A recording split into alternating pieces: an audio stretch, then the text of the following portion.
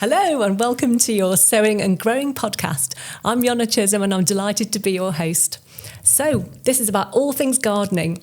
So what are we going to be sowing? Well, we're going to be sowing seeds together in the soil. We're going to be sowing seeds of knowledge. What are we going to be growing? Well, we're going to be growing plants, but most importantly, I think we're going to be growing a gardening community. And that's what this podcast is about. So if you're an expert or if you're a complete beginner, you're most welcome to your All Things Gardening, Sowing and Growing podcast. So I'm going to give you some key words from today's podcast. So these are things for you to listen out through the podcast, see if you can spot: bare and naked, the rod stew plant, fork, pedicel, hope, chitting, the hulk, and dream. Now, I'm delighted to be joined today by the programme director of Lichfield Radio, who's looking quite confused at some of those words. Some of them I did Ruth know. Redgate. Hello, Ruth. Welcome to the podcast. Thank you, Iona, for inviting me. I'm good, thank you. And I did know some of them, and I do know what some of them are. Well, I look forward to talking about these with you later. But can you tell us, Ruth, are you a gardener? Indirectly, yes. So my family had a landscape gardening business years ago. I was never part of it. It was always my mum, my dad and my brother. The family house had nearly an acre of ground. So like most people, when you're working in your business, the last thing to be done was the garden because you're working on other people's gardens. Yes. But a lot of that was also for growing vegetables and fruit trees and stuff like that. And the one thing that actually upset me when I did dispose of the family house was the damson trees. Oh, that's it wasn't the the rest. thing It wasn't the cane, but it was the damson trees in the garden that really upset that I was losing. And then Dad had a couple of allotments as well, and I always remember going with him to the allotments. We don't have much space at home, but we have a hydroveg kit. Oh, yeah. Explain. So hydroveg is plants grown in water. So can't grow any potatoes in there because they'd be submerged or anything like that. But it's a series of almost like drain pipes, but enclosed ones, ordinary piping. They've got holes in that you plant the plants in. They get fed by the water and the nutrients in the water, which gets recycled, so it's all contained and everything. Which also means when you go on holiday, you haven't got to worry about watering your plants. Oh, automatic. So is it like a tray? It's like a flat tray that the plants grow up out of, or is it on the wall and they grow out? It's on a stand, so you've got pipes going like that in a zigzag. So the water gets fed in at the top. There's 1, 2, 3... Is it 3 or 4 rows? Can't remember. But it comes down like that, and then the water goes back into the pump, back up again, and round it goes in a cycle. Fabulous. And have you got anything growing in that at the moment? We haven't at the moment over winter, and I was very conscious this morning when I went out. We'd forgotten to turn the pump off because I could hear it. Oh, dear. Yes. So what are your plans to use that this year? We tend to do tomatoes in there, we do beans in there, peas in there, chilies in there. And I do occasionally try aubergines, but they haven't really taken to it. But anything that's got the roots in the ground, in theory, will grow in it. Wow. So how big is this? So it's probably as tall as me. So that's what, 161 centimetres. And it's is about just slightly rectangular. So yeah, it's quite big. So quite a lot of growing space. So when you were talking about the plants you were growing in, I was thinking actually it was a lot bigger than I thought. I was expecting it to be quite a small thing. No, I mean the size of it, if you plant it appropriately, it's the size of a standard half allotment. But if you think about the footprint, the width of it is 12 inches. And that's all the ground it's taken up, 12 inches by however big that is. That's really not helpful to anybody who's listening to this. You're putting your arms out as far as you can, aren't you? And that is your width, yeah. So if you're watching it, you're absolutely fine. But if you're listening to this, you've got no idea what that dimension was. So because you've got this, does that mean you haven't got any other garden space? Are we talking a small patio outside of the back? Yeah, so we're in an 1860s cottage, so it's a very small backyard that we've got. Then we have got the garden at the front, which is lawn, and that's the plants and the flowers. And what size is your front garden? 2 car lengths. Sorry, that was really female and technical. It's not at all. It gives us an impression of really how big. So is it sort of 2 car lengths away from the house and then 2 car lengths wide? So it's 2 car lengths length, and then the lawn is possibly 1.5, because underneath that is the oil tank, because there's no mains gas in the village, and then there's a border around it, and a border at the front and a border by the house. And have you got anything in those borders at the moment? Yeah, so what we've got honeysuckle, we've got a castor oil plant, Monserrata, because I never remembered it. I guess I finally remembered it. We've got a tree that was we planted when we lost our firstborn, so we've got a cherry tree there. And then we've got the bulbs that come up every year. Oh, fantastic. So you've got a mixture of plants that sort of go through the seasons, and that's the best thing about a garden, isn't it, that there's always something of interest.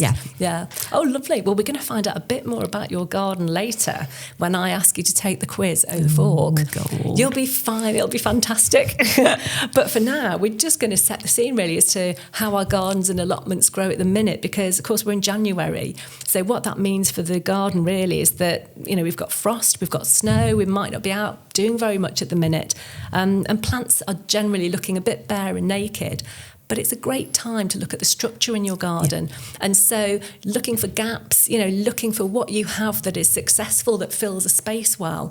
I think the winter gives you a real opportunity to do that. So when you look out into your front garden and your garden space, can you see, you know, the sort of skeletons of the trees and the shrubs and how they sort of complement each other and fill your space? You can, and you're quite right, you can see the gaps, but I'm also very conscious that I know that's where those bulbs are going to come up. Yes, and the perennial plants may be coming up that have died away over the winter, for example. And because I know they're there, that's fine. But I think the advice I was always given by Dad, and I think that's because of his landscape gardening, is when we moved into the house, live there for a good year or two before you start planting anything to see what comes up. That's such a good tip, absolutely. If you've moved house, you've got no idea what's there, have you?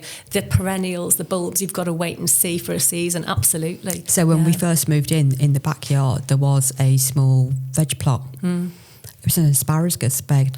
Oh, yes. So we've got rid of that because we needed the space, but we inherited an asparagus bed, which takes years to get established. It really does, yes, absolutely. Oh, lovely. So I'm going to tell you today about the plant of the week, you know, the rod stew plant. Oh, yes. Because the rod stew plant, to me, it's the plant of the moment that's strutting its stuff in the border, you know, doing a rod stew it.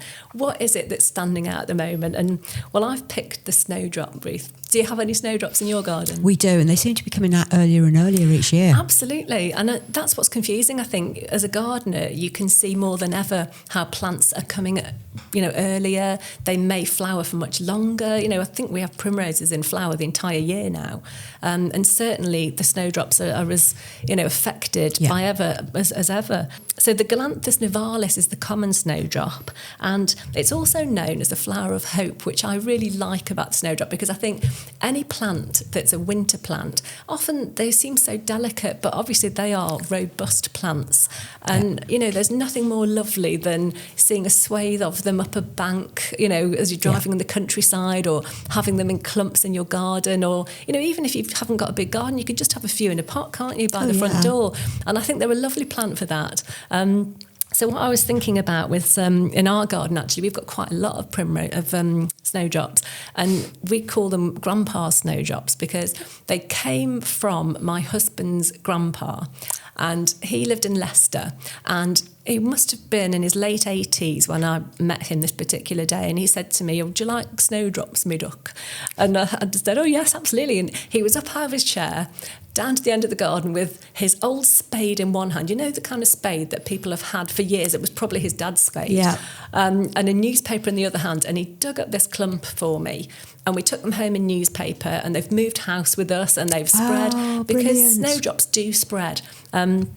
If you haven't got any snowdrops and you want them, you need to plant them in autumn, and plant them deep, about 4 to 6 inches deep and about that far apart, because they're excellent at naturalising. And I do love a plant, I don't know about you, that spreads and naturalises. That's the best kind of plant for me. And also you can buy them in the green, it's called. And that is sort of February, March time. Once they've finished flowering, they can be lifted and you can buy them. So it looks like you're buying some very flaccid green stems, basically. But you can then buy the bulbs at that point, plant them again 6 inches deep, make sure that their clumps are spread apart, because obviously, as I say, they do spread. And what I've got is some quite well-established clumps, so what I will be doing is starting to dig those up.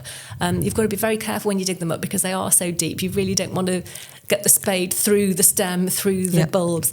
So I'll be digging them out carefully, and I'll be making very small clumps that I'm putting about 4 to 6 inches apart, and then they can spread again. We've got them at the corner of the garden under a tree, and it's a lovely, lovely place, lovely spot. So they're really cheerful. And as I say, if you haven't got a lot of space, even just having a few in a pot means that you can enjoy them, and they can spread within that pot. They're a lovely thing to have.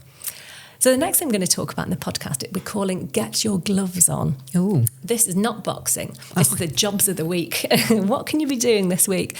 So if we've had snow, if we've had frost, it's always good to go and have a quick walk around your garden and just check if there's been any damage, because if you've had a lot of snow, it can weigh down the plants and they can actually break.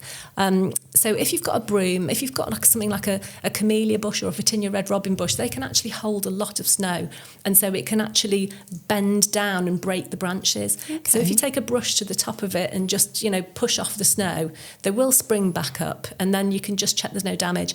If there is, you do need to cut it very carefully with sharp secateurs to make a nice clean cut. And you always cut down at a 45-degree angle if you can, just by a bud, so it can then grow from that. It's never ideal cutting in frosty conditions because the cut will be vulnerable, but it's less likely to have problems if you've, have got a nice cut than if you've got it broken. So that's something you could be doing. Also, if you have a propagator or a heated greenhouse, it's not too early to start sowing seeds for the year ahead.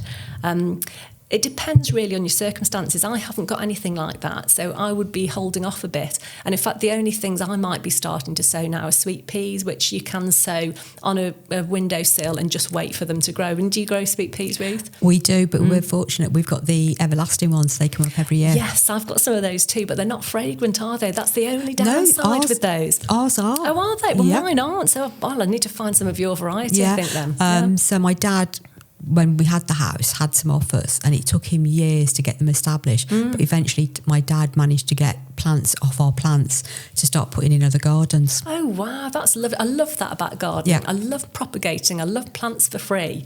And I love the fact you've got an everlasting sweet pea that's fragrant. That's going on my to-do list. Yeah. I've got to find one of those. No idea what variety it is. We inherited it. Wow, that's a gift. That's a lovely gift, isn't it? Absolutely. So you can be planting some sweet peas ready.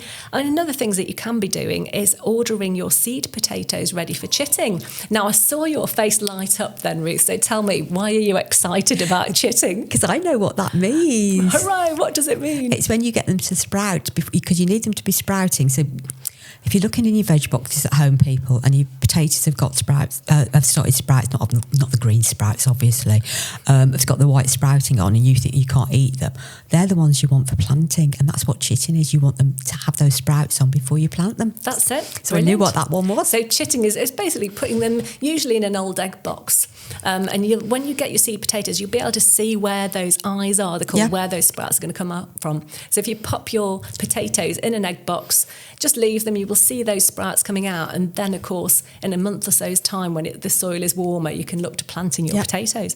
And of course, while we are sitting inside admiring the frosty garden, we can be making plans for the year ahead. We can be looking at our seed catalogues, we can be making plans, thinking about where those gaps are, where maybe we haven't got perennials or bulbs to come up, where perhaps we've lost something. It's always a good time of year to be thinking about buying more. And let's face it, every gardener can always find room for a new plant. There's absolutely no problem with that, that's for sure. And of course, you can also be washing pots and labels, cleaning your tools, cleaning your greenhouses, just basically getting organised for the year ahead. So that's time well spent at the moment. It's that early spring clean, isn't it? It is. It's getting ready, isn't it? Because, there's a bit of a pause. The garden's taking a breath. And so we can use that time carefully, I think, to get ready to make the year ahead more organised. So definitely time well spent. Now, there's a new part of our podcast here, which I'm calling Growing Green Fingers. So what I'm really keen on is projects for children. What can we do to involve the children in the garden? And something at the moment which is really important is to clean and top up your bird feeders. And that's something which children will enjoy doing, and it's a lovely thing to be doing, to invest in the bird life in your garden. And so you can either buy food ready and put it out, or you can buy some lard and some seeds, and you can make those great feeding things. I mean, we're on Blue Peter. Yeah, absolutely. It does smell lard, I find. It's not my favourite smell. But, if you melt some lard, so it's not liquid, but it's just a bit soft, and even just keep it at room temperature for a bit, and work some bird seeds and peanuts into it.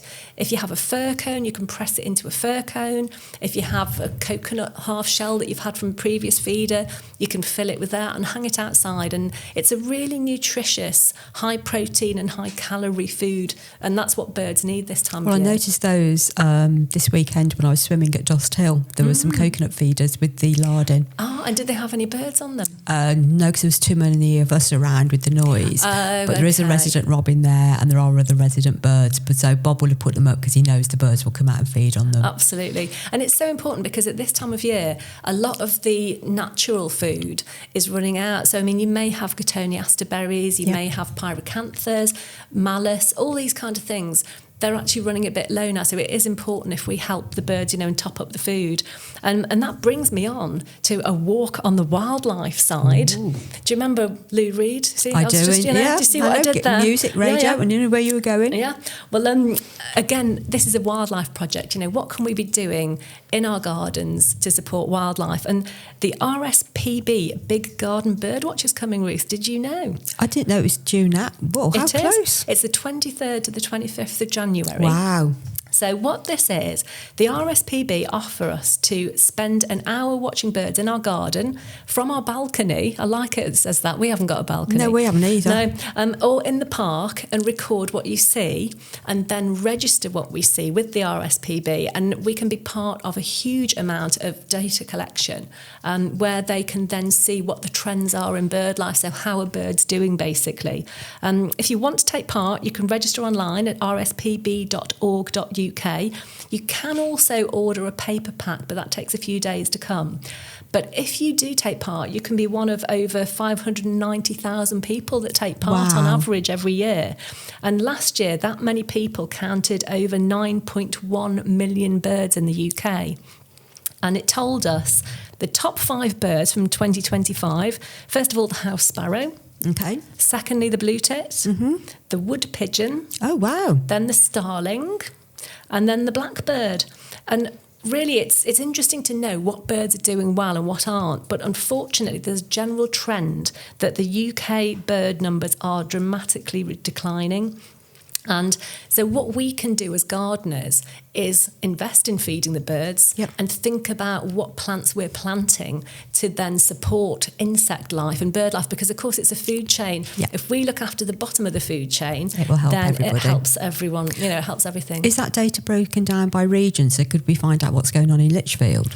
I think you can. I think, yes. I think it gives you a general picture of the UK, but I think it does break it down into more detail. And I think you can find all the details on the website. So when you've registered and when you've sent off your own results, it takes several months for it to all be collated and, verified. Okay. But then there will be a lot of data there. And I think as well, this could be the beginning of your journey and your family's journey to invest in the bird life in your garden. And I think it's so rewarding. I love, as a gardener, I think I like pollinators. That is the bottom line with me. I want flowers and I want pollinators there, because I know that if I'm supporting insects by making log piles or having flowers or having, berries or whatever, I'm creating a nice wildlife sanctuary for my garden, for my own pleasure, but actually there's a bigger picture. And I think, gardening is a very powerful thing to be involved in, because I think if enough of us do it, we can make a massive difference. Oh, definitely. Do you feel drawn to wildlife in your garden? We've got birds in our garden. A bit difficult now with the dog, so the dog sort of disturbs her in the back garden, but we have in the front, and we've got a bird bath in the front. We make sure there's also a stone in that bird bath. So for the smaller birds, that they can stand on the stone as well, and they still be able to get their water and everything. Oh, that's fantastic. I mean, water, actually, now you mention it's a really important thing to have out for birds, but also in the summer for insects, for butterflies and things, it's really important. They say that if you have muddy puddles in your garden in the summer, that's one of the most important things you can do, because the nutrients from the soil dissolve into the water, therefore the insects can have them. So, there's lots of things that we can do that aren't actually that difficult, are they? And give us a lot of pleasure. Yeah. Talking about giving a lot of pleasure, you've been so great. I'm going to tell you some jokes. Oh, go on. Would you like that? Go on. I might test you with some. Okay. Well, I'll tell you this one first. You can just listen and groan to this one if you like. Right. Did you hear about the man who put manure on his rhubarb? Personally, I prefer custard. Oh. It's not bad, is it? That could be worse. Okay. I'm going to ask you a question then. Why is the Hulk a good gardener? Because he's green. Oh, very close. He's got green fingers. Oh. Are these getting better or worse? I'm not sure, actually. Okay, I'll try this one. What's the scariest plant? Ooh. Bamboo. Oh, my God. Are you not going to come back if I keep going? Oh, don't make me laugh. Oh no, yeah, you've got poorly ribs today, haven't you? Okay, we'll stop there.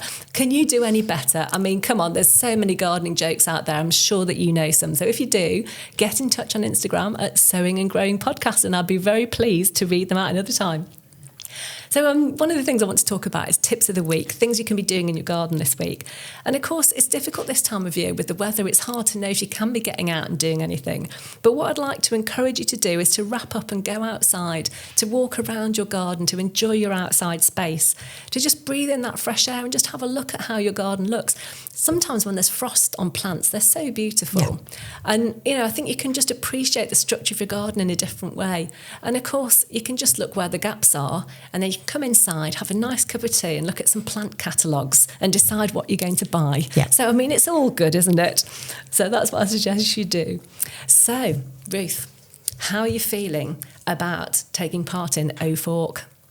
We'll give it a go. The time has come. I know, I've been putting it off. You know what? I think this will be brilliant. So what is O-Fork? Well, it's our high-pressure, quick-fire garden questions quiz on the Sowing and Growing podcast.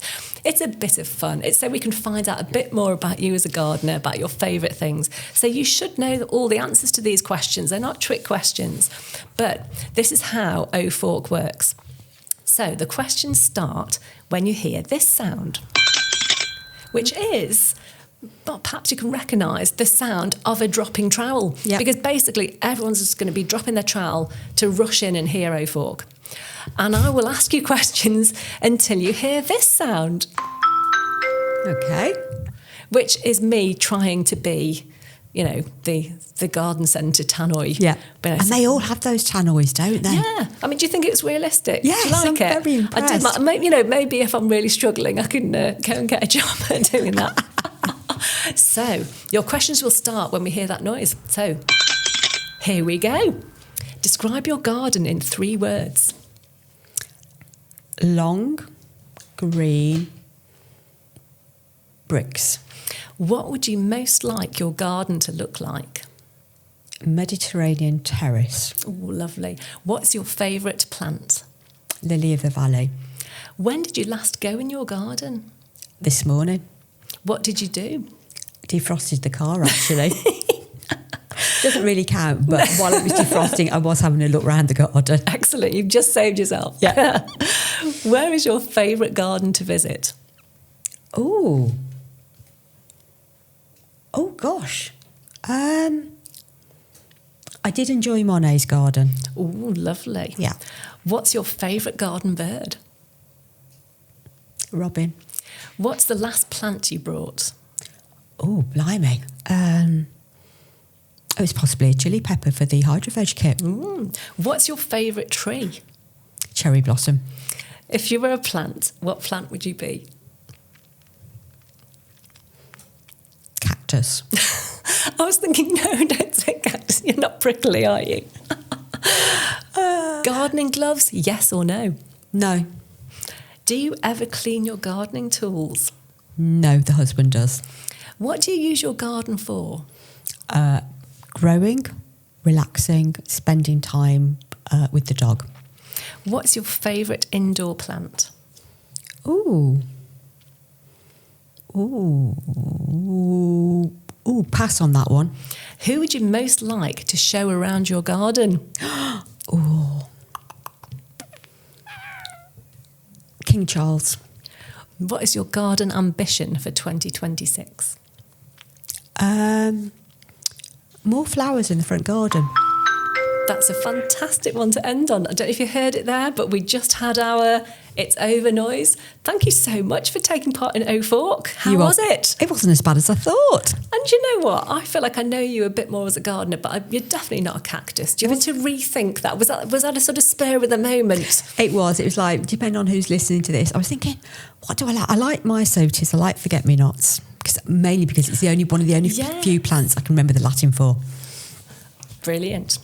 Now, we've come to the end of the show, but before we finish, I asked you if you could bring in an object to show me and to tell me that meant something to you about gardening, Ruth. So have you brought something in, and what is it?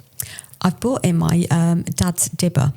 Fabulous. So I inherited this from my dad, and I love the fact that when I was little, I was with my dad when he was using it to plant plants out. And even now, if I'm putting new bulbs out or anything like that, I will still use it. So there is still that connection with my dad. Oh, that's wonderful. Thank you so much for bringing that in. It's lovely to hear how much it means to you. Thank you. I've brought a few things in too. And because we're starting our journey with sowing and growing, I have brought in some seeds. I think seeds are just fantastic things. Or some have just fallen out of the packet. Oh, we're going to get seeds so we can on the desk. Plant them on the desk. Yeah. So I've brought a variety of seeds because I think gardening is miraculous. I think the whole process of sowing seeds, of building plants, of propagating is wonderful. And also I want to celebrate that this is the beginning of our gardening podcasts. Yeah. And, we're going to sow seeds together. We're going to make a community. And I think that's a wonderful thing. So thank you so much for coming and joining me today, Ruth. It's lovely to hear from you and hear about your gardening. You are welcome. Thank you for the invite. You're very welcome. But do stay just for a moment longer to listen to the quote that I want to end today's podcast with, because as you know, I like quotes. I think we're so busy, we can't always take everything in, but sometimes a small quote can just set the scene, can just make us feel like a sigh, just like, yes. So there's a couple of things I want to share with you today. And the first thing, which I think is a lovely quote for the beginning of our podcast, is to plant a garden is to believe in tomorrow. And that's a wonderful quote from Audrey Hepburn. And I think, it follows in really with lots of things we've been talking about, how when you move into a house, you have to wait and see what you've got. Yeah. You can put bulbs in. Are they going to come up? Are self-seeded plants going to appear? Yeah. It's such a gift. And I think, that positivity is a wonderful sentiment, I think, for gardening. And then the second one I'd like to share with you is from the gardener and author Josephine Nuzzi, who says, anyone who thinks that gardening begins in the spring and ends in the fall is missing the best part of the whole year, because gardening starts in January with the dream. Oh, that's lovely. Isn't that great? Yeah. So happy dreaming to all you gardeners out there, and happy sowing and growing. So until we meet again, thank you so much again to Ruth for being my guest today. Thank you all for listening. Remember to please get in touch. And if you want to get in touch with us with any news, then we are on Instagram at Sowing and Growing Podcast. It would be lovely to hear from you. So thank you so much for listening. And this is your host, Iona Chisholm, saying goodbye. Goodbye. Hi, my name's Ruth Redgate, and it's been my absolute privilege to have been part of the Sowing and Growing podcast with Iona Chisholm on Lichfield Radio.